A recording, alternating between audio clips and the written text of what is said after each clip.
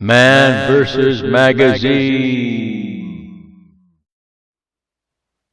Hello shooters, this installment of Man vs. Magazine is the Israeli Orlite.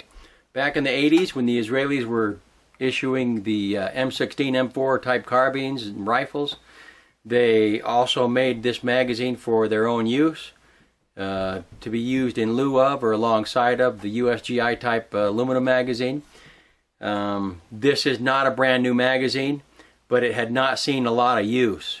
It wasn't used when I bought it, it was new when I bought it. I'd put some rounds through it, but it's not a heavy training magazine that I used. It was just kind of a gee whiz. I bought like a half dozen or whatever. I got them for really, really cheap back in the day. It is polymer, but it also has a steel mesh.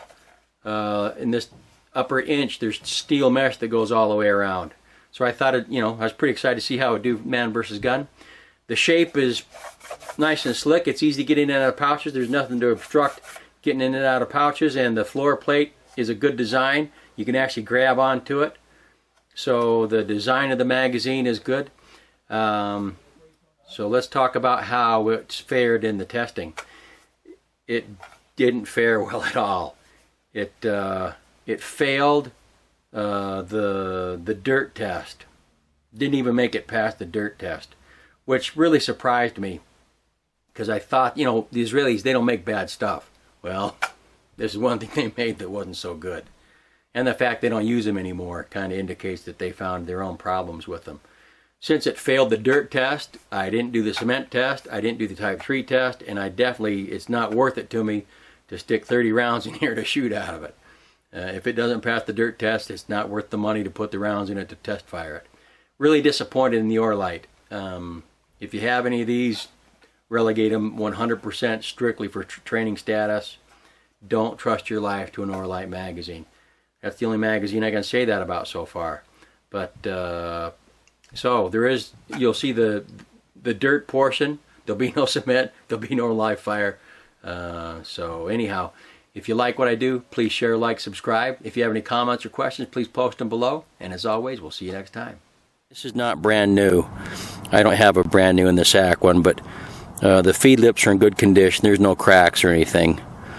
But it is not brand new. I do need to give that disclaimer. I thought I'd just offer this Orlite as a data point because it's one of the very first polymer plastic AR-15 magazines to be used, that and the thermold. Let's see how it does on the 25 drops into the dirt.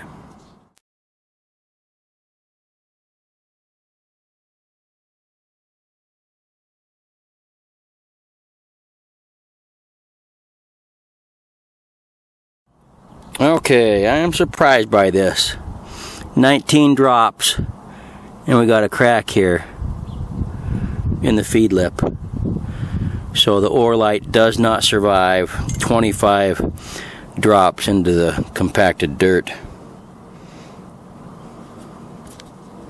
I will not be doing a cement drop. This magazine has failed already.